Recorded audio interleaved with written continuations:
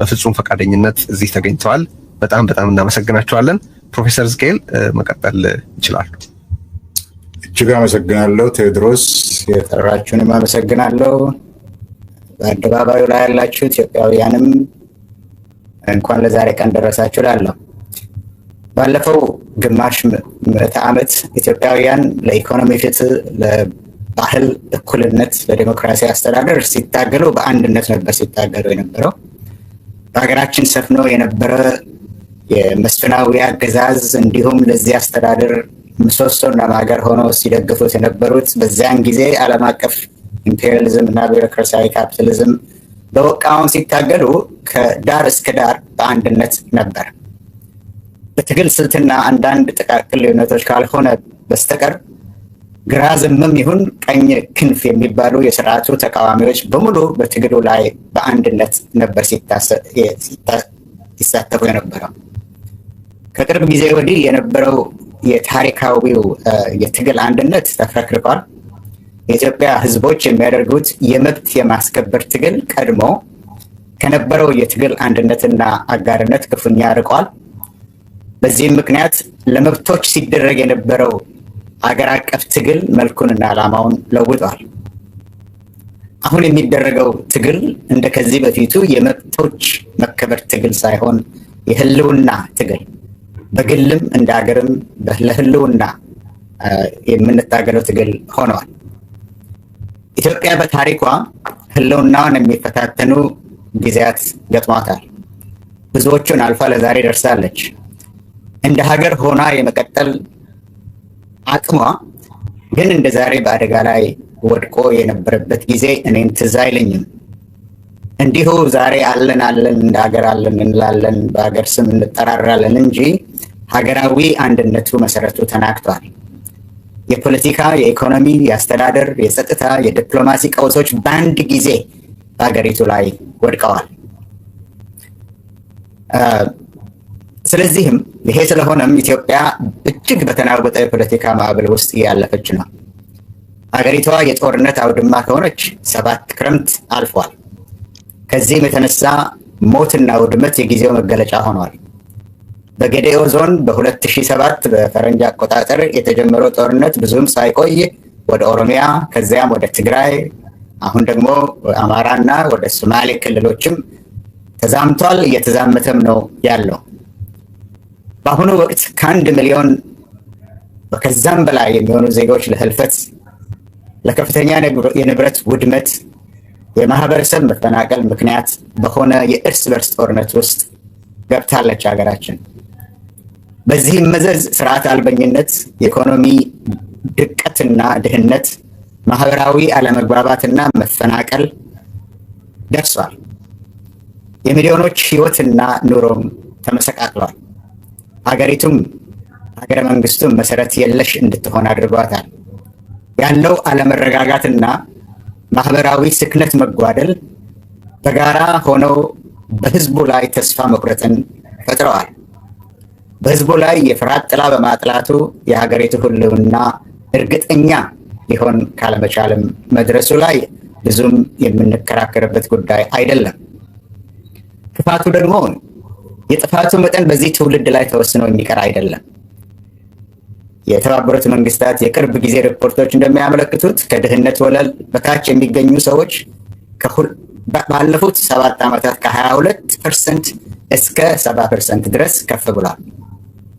የትግራይ፣ የአማራ ክልል መንግስት ባወጡ ዘገባዎች መሰረት 11 ሚሊዮን የሚጠጉ ተማሪዎች ትምህርታቸውን እየተከታተሉ እንዳልሆነ ግልጽ ነው። ምንም እንኳን ባለስልጣናት ሆን ብሎ ከትምህርት ውጭ ያሉ ተማሪዎች ቁጥር አሳንሰው ቢናገሩም ወደ ትጥቅ ትግሉ የሚቀላቀሉት ወጣቶች በኦሮሚያ ክልል እየጨመረ በመምጣቱ ወጣቶች በኦሮሚያ ክልል በትምህርት ላይ ያሉት ጥቂት እንደሆኑ ይታወቃል። በደቡብ ክልል ያሉትም እንደዚሁ ድሮ ቀድሞ ደቡብ በሚባለው ያለውም መስተዳደሮች መምህራን ደሞዝ መክፈል ባለመቻላቸው ትምህርት ቤቶች እንዲዘጉ አድርገዋል። በጦርነት ምክንያት የጤና መሰረተ ልማት ተቋማት በሞርታር ወይም በድሮን አገልግሎት ውጭ ተደርገዋል። ዩኒቨርሲቲዎች ተማሪዎችን እየተቀበሉ አይደሉም። ደሞዝ የሌላቸው አስተማሪዎች በህይወት ለመትረፍ ከተማሪዎች ጋር ምግብ ለመካፈል ሲታገሉ ይታያሉ። ሆስፒታሎች፣ ጤና ጣቢያዎች፣ ክሊኒኮች፣ ፋርማሲዎች ህብረተሰቦችን ለማገልገል ውጤታማ እንዳይሆኑ ተደርጓል። የጥላቻ ፖለቲካ በመንግስትም ሆነ መንግስታዊ ባልሆኑ አካላት ሲተገበር ማየት የተለመደ ሆኗል። በፖለቲካ ገበያ ውስጥ ጽንፈኛ አስተሳሰቦች የበላይ ሆነዋል። ባለው ተጨባጭ ሁኔታ ሰላም ከሁሉም በላይ አስፈላጊ ሆኗል።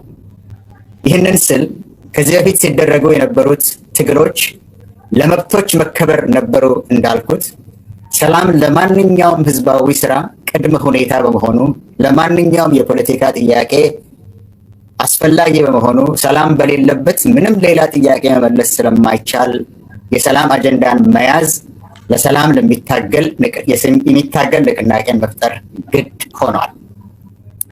ከዚህም በላይ የሰላም ጥያቄ የህዝብ ጥያቄ ሆኗል። በአሁን ጊዜ የኢትዮጵያ ገበሬዎች እና አርብቶ አደሮች ሰላምን ይፈልጋሉ። የኢትዮጵያ ወታደሮች ወንድሞቹን መግደልና በወንድሞቹ መገደል ሰልችቷቸዋል። የመንግስት ሰራተኞች ሰርተው ልጆቻቸውን በሰላማዊ መንገድ እንዲያሳድጉ ይፈልጋሉ። የከተማ ነዋሪዎች ሰላም ይፈልጋሉ። የንግድ ድርጅቶች፣ ፋብሪካዎችም የምርታቸውን ለገበያ ለማድረስ ሰላምን ይፈልጋሉ። ምንም እንኳን የኢትዮጵያ ውስጥ ያለው የሰላም ትግል ይህን ያህል አንድነትን ቢያሳይም በልሂቃን መካከል ያለው ስሜት ግን ከህዝቡ ጥያቄ ጥንካሬ ጋር የሚመጣጠን አልሆነም። አንዱ ማደናቀፊያ የፖለቲካ ልሂቃኑ ወደ መበታተን በሚሄዱ ጉዳዮች ላይ በማተኮር ይልቅ ለአነስተኛ ጉዳዮች ተገቢ ትኩረት መስጠታቸው ነው። በተወዳዳሪ ጥያቄዎች የተዘበራረቁት ልሂቃኑ እስካሁን ድረስ የዘላቂ ሰላም ጥያቄውን ለመምራት አቅም ወይም ፍላጎታቸው አነስተኛ ሆነው ተገኝተዋል።